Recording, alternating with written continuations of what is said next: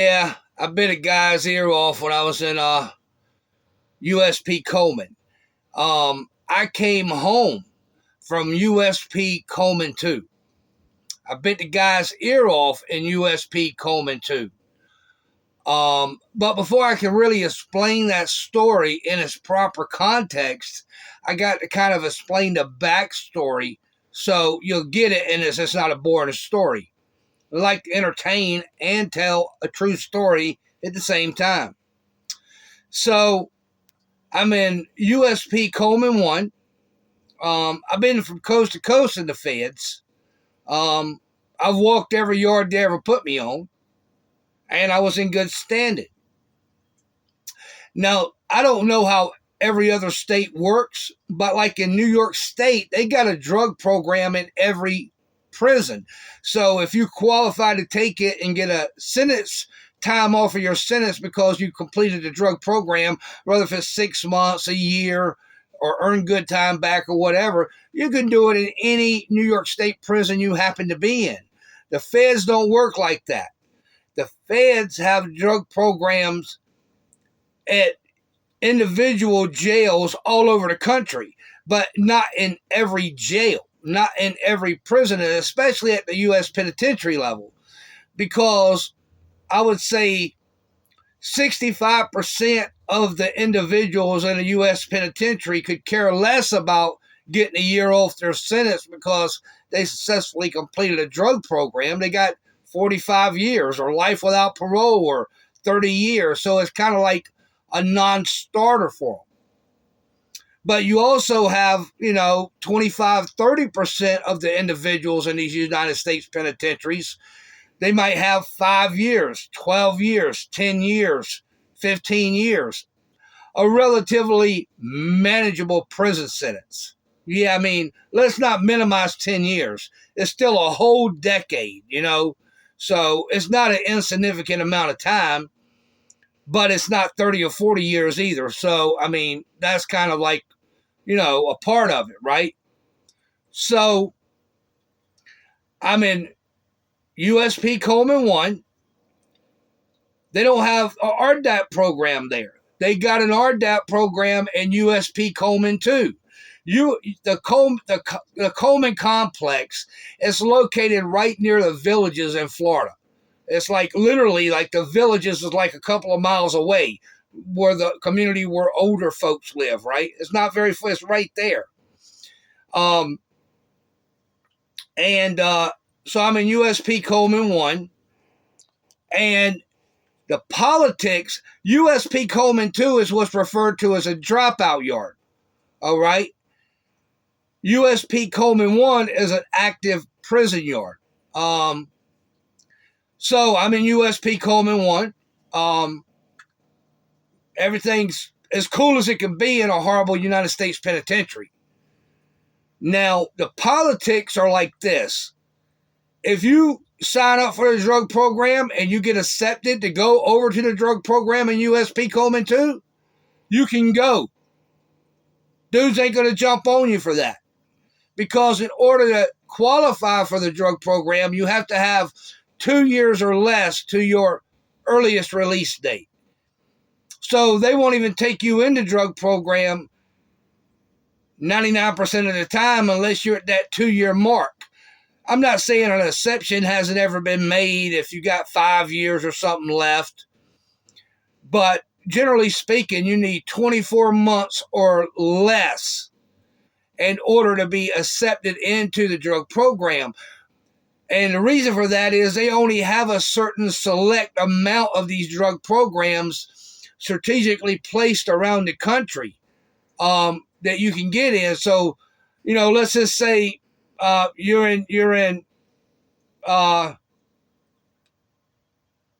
USP Victorville and you qualify for the drug program. If they don't have one there, they might have to ship you to Beaumont where they do have one, or to Pollock where they do have one. I don't know if they have them in those jails necessarily, but that's the way it plays out. You have to sign up for it. You go and talk to the doctor. A doctor runs these programs. If they accept you, if you qualify for it because you have drugs or whatever in your history,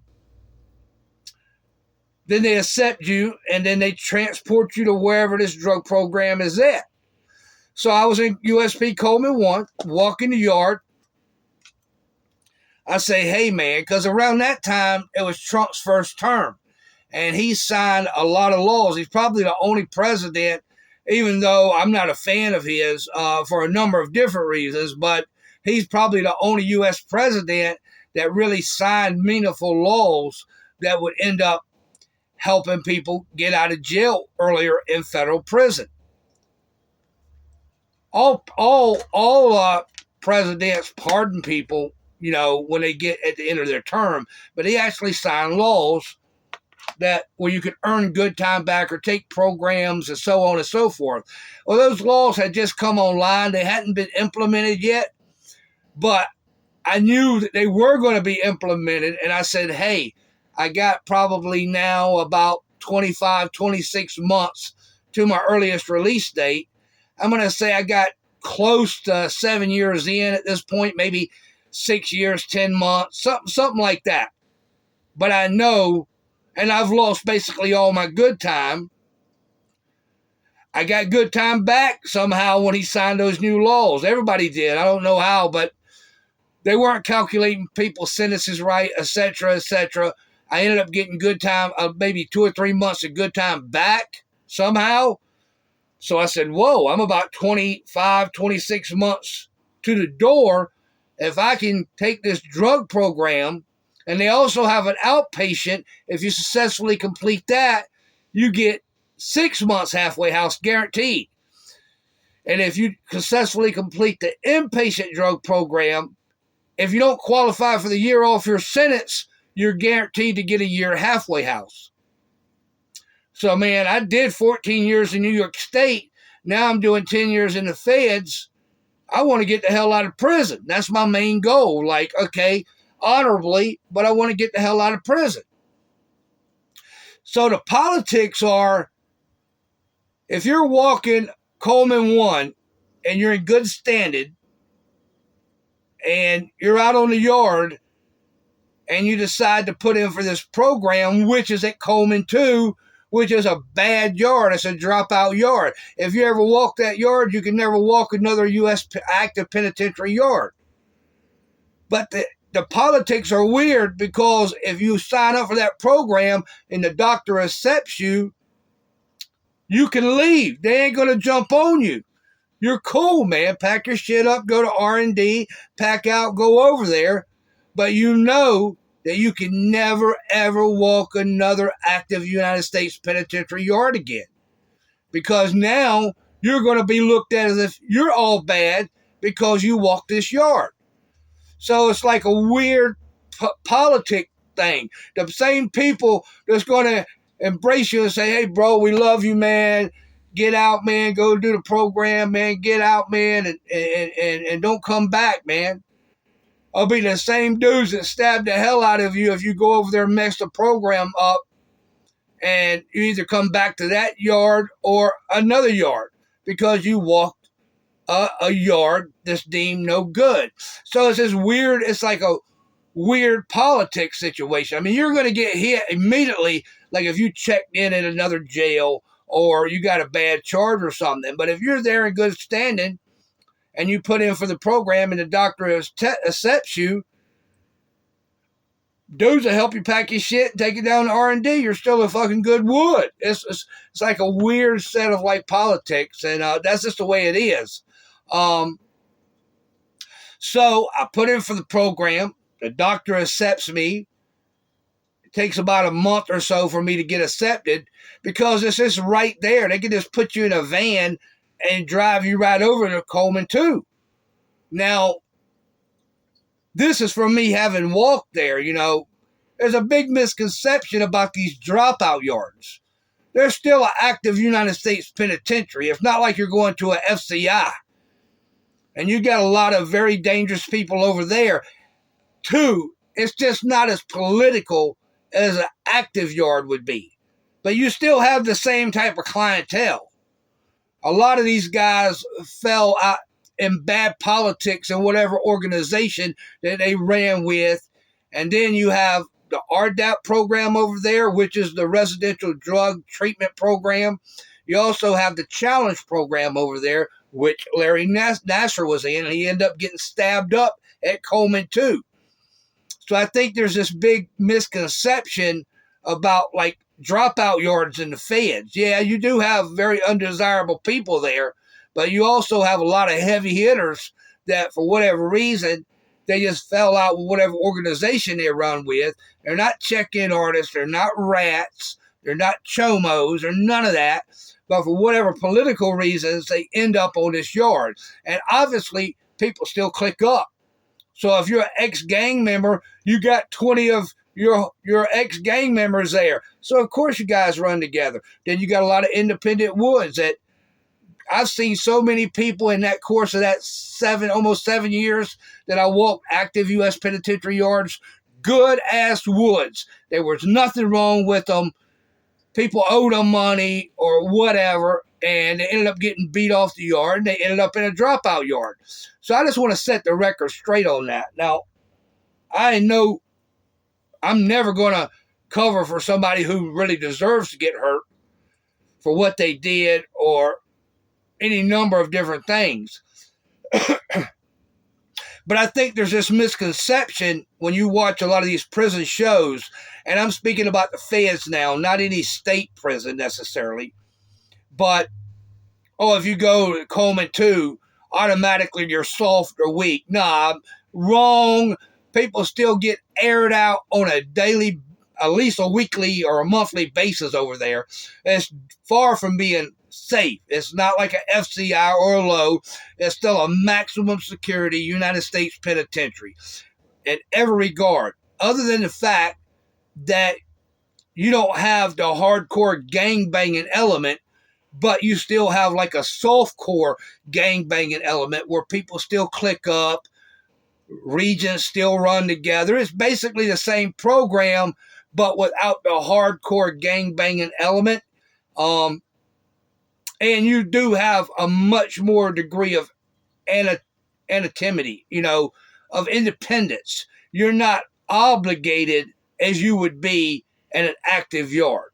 I.e., if you got some idiot trying to making calls for you in an active yard, when you go over to Coleman 2, you ain't bound by what that idiot says. You have a lot more leeway in the way you do your bid. I just wanted to put that in proper context because I think there's like some huge misconception that when you get to Coleman 2 or maybe one or two other dropout or Terre Haute or something like that, all of a sudden it's soft candy land. Nothing could be further from the truth. I did 2 years in Coleman 2 and I went home from Coleman 2.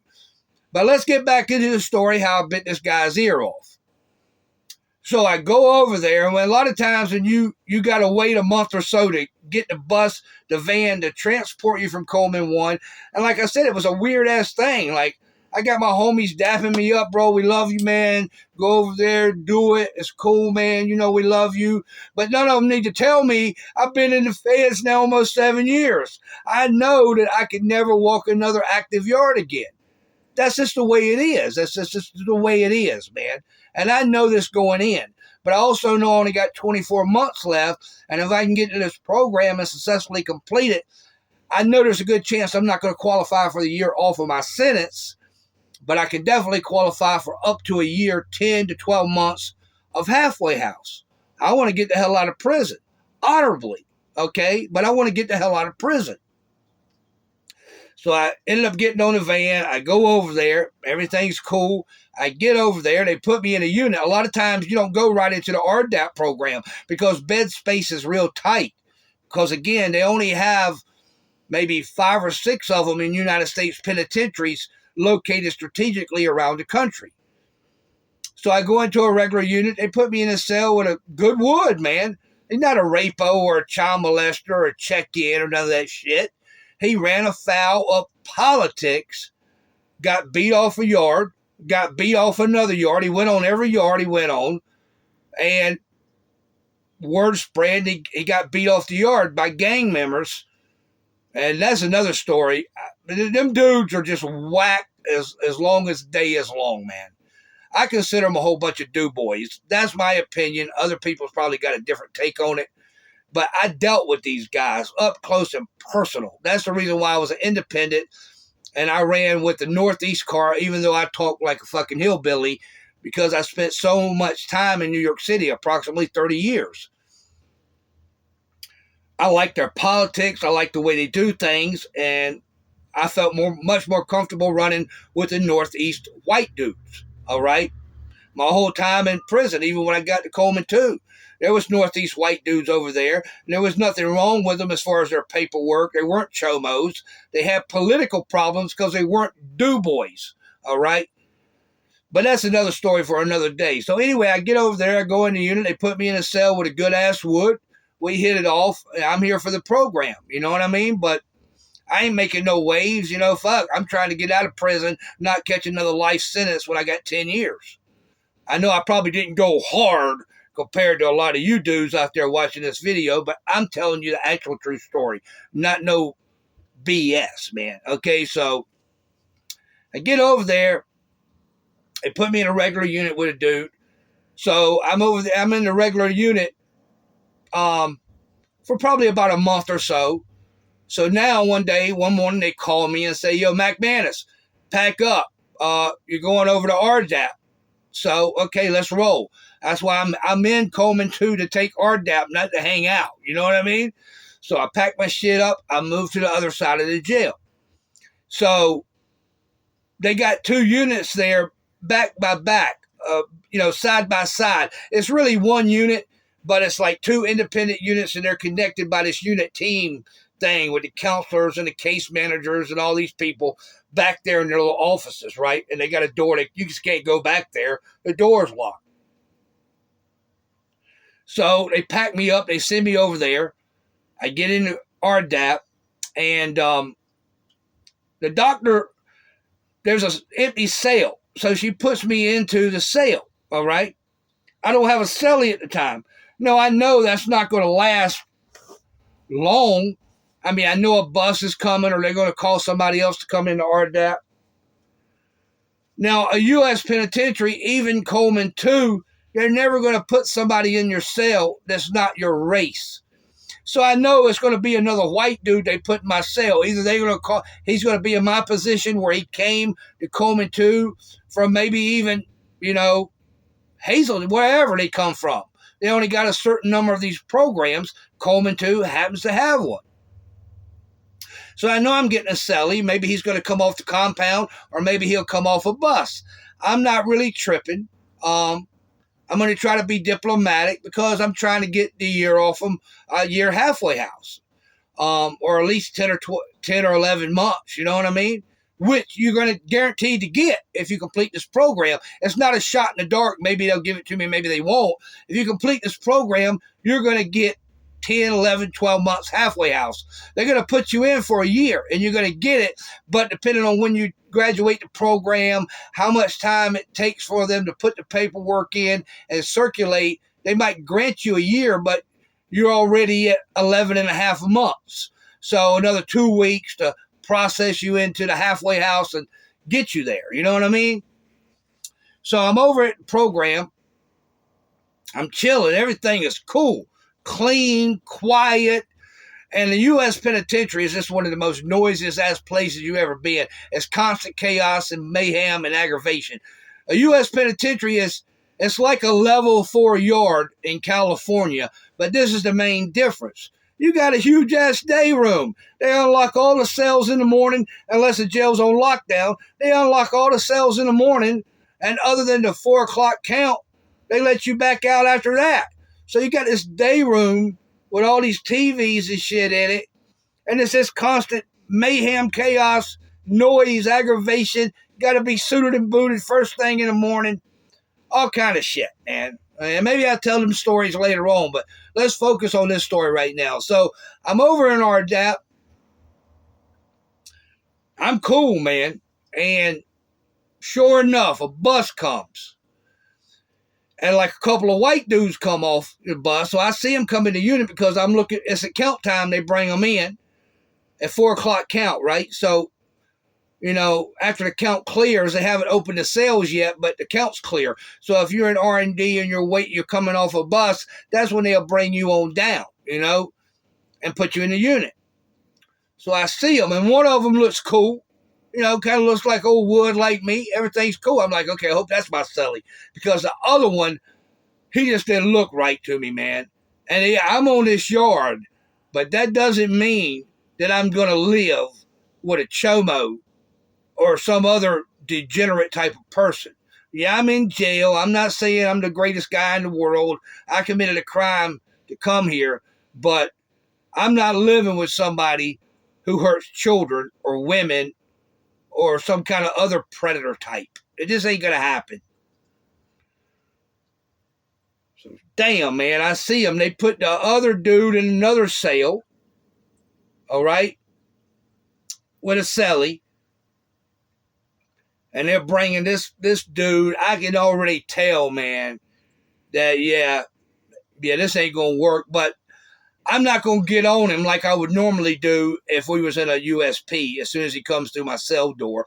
I'm going to try to be more diplomatic. We're going to find this guy somewhere else to go, and then I'm going to engineer it to where I can get a good wood in my cell that I can bid with. I'm just trying to get through this shit in one piece and get as much time on the street as I can get, man. I want to get to the halfway house. I'm tired of being in fucking prison. This shit sucks. There's nothing glorious about it. Especially at a United States penitentiary, man. The shit's real. Death is around every corner, okay?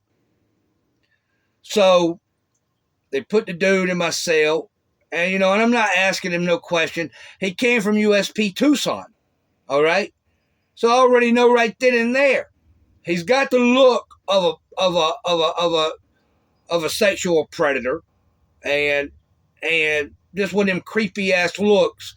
And then he tells me he comes from USP Tucson. So I'm like, yeah, man, I'm not gonna ask this dude too many questions and shit. I ain't gonna get no deep conversations with him. What I'm gonna do is engineer it where he moves on to another cell, because that's not a big deal. It's not hard to do that. Homie, whatever. And I'm going to find a cool white dude, maybe the dude that just came in, get him up in my cell, because they allow cell moves. It's not a big deal. But I got to deal with this dude for maybe a few days or a week until I can engineer this lame getting on down the highway to another cell with somebody like him, and get me a cool dude in the cell with me. Because if you get locked down, you're still locked down. So if something happens over in A1, you're locked down. Well, they locked the whole jail down. You're still locked down. It's still a United States penitentiary.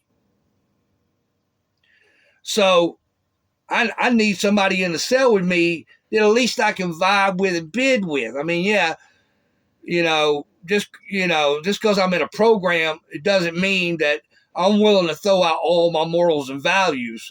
Okay. I went to jail for bank robberies, and there ain't nothing fucked up about me or my history or my record while I was in the USP. I walked every active USP yard that they put me on, because they're all designed on the same model, but they're all have small differences. Where's the native sweat lodge at? Where's the Odinist pit at? Et cetera, et cetera. So they're not all in the same place, So I don't know. The dude had been in the cell with me about 3 or 4 days, man. The weekends come, and I knew this dude's a creep ball. So he's on the top bunk, and maybe like the top bunk shows you the top dog in some states, but that ain't the way it works in the fucking feds, okay? The bottom bunk, whoever's in the cell first is considered, they set the tone of the cell. So if I'm already in a cell, I've set the tone of the cell. So if I'm a neat freak, if I'm clean, I'm organized, if you come into my cell and you're not on the same time as me, then you got to go find somewhere else to live. That's just the way it goes, man. You know what I mean? So they put this dude in the cell with me, and I can already tell, man. I already know it. I already know, man. He ain't no good, man. Let me square my little homie up here. Okay, that's better. I already know, man, he ain't my kind of guy, and I ain't asking him too many questions. I don't want to know too much about him because I already know. But one day, after about 3 or 4 days, because it's inevitable, you're in a cell with somebody, you're going to have a few words, and I'm trying to keep things cordial, even though I already know. And so the subject came up, and I was like, "Yeah, man, I'm in jail for bank robberies and shit. I'm just over here trying to get this program, trying to get this year a halfway house." And he was like, "Yeah, man, I'm in here, man, for having images on my computer, but child images of child, um, inappropriate images of children on his computer, about 10,000 images." And they were giving him the year off of his sentence and a year halfway house if he completed the program.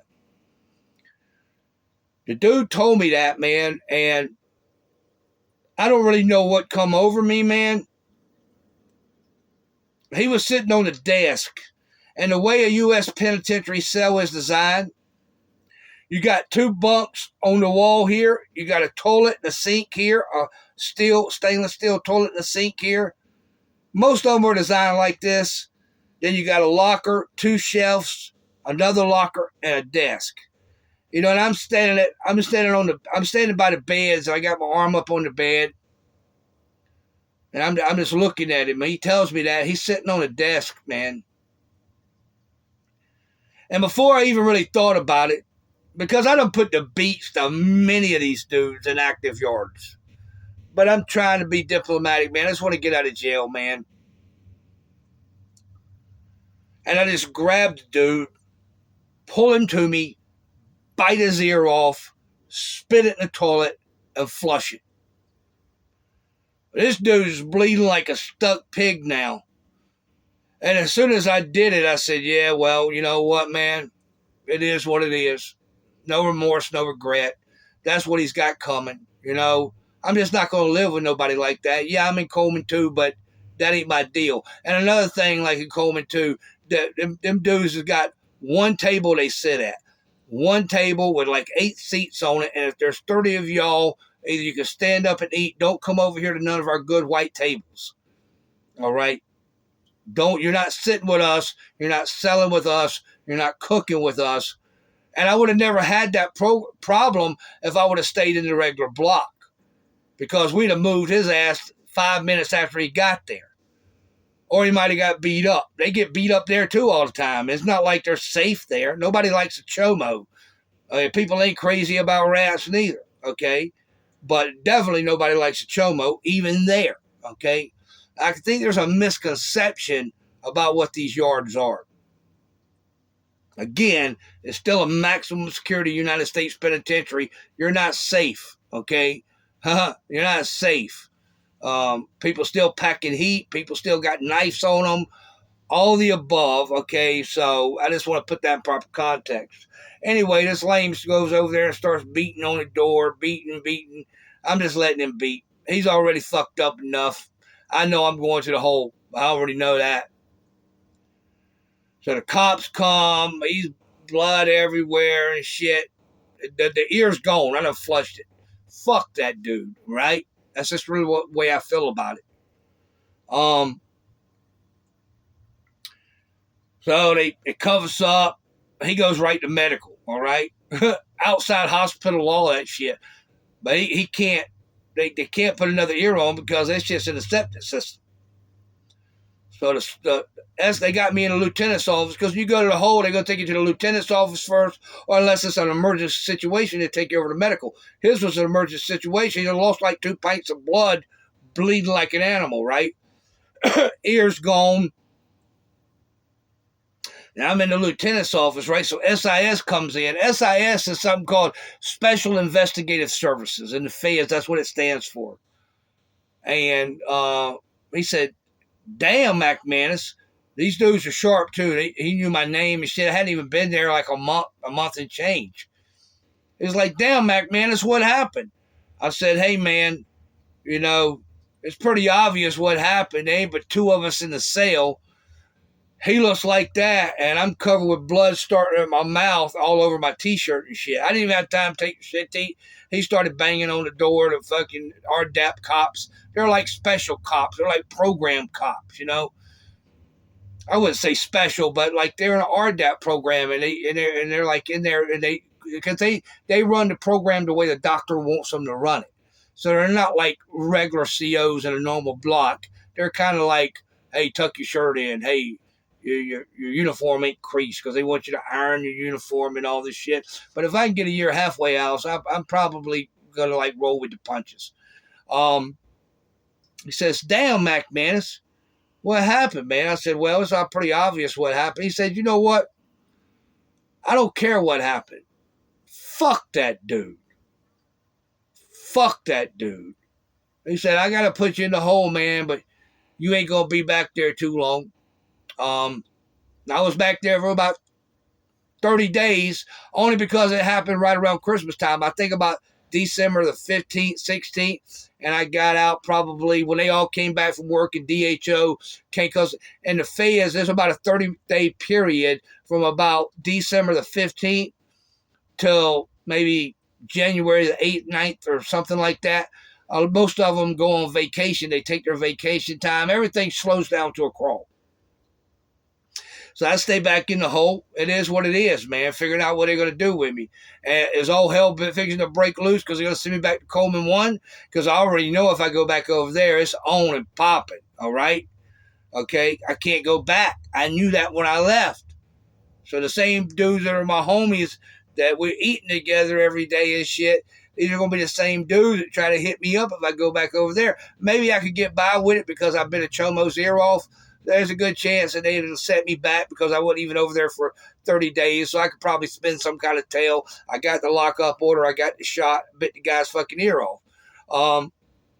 So they might let me, I might make it, all right?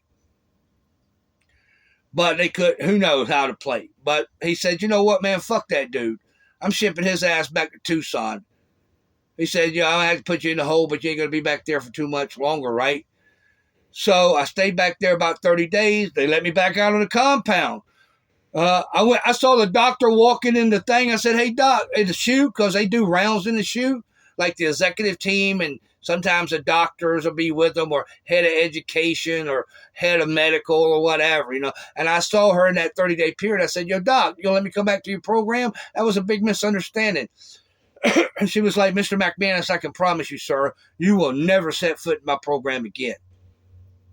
So that was that. She makes that call, you know, it's her program. So they put me back on the compound.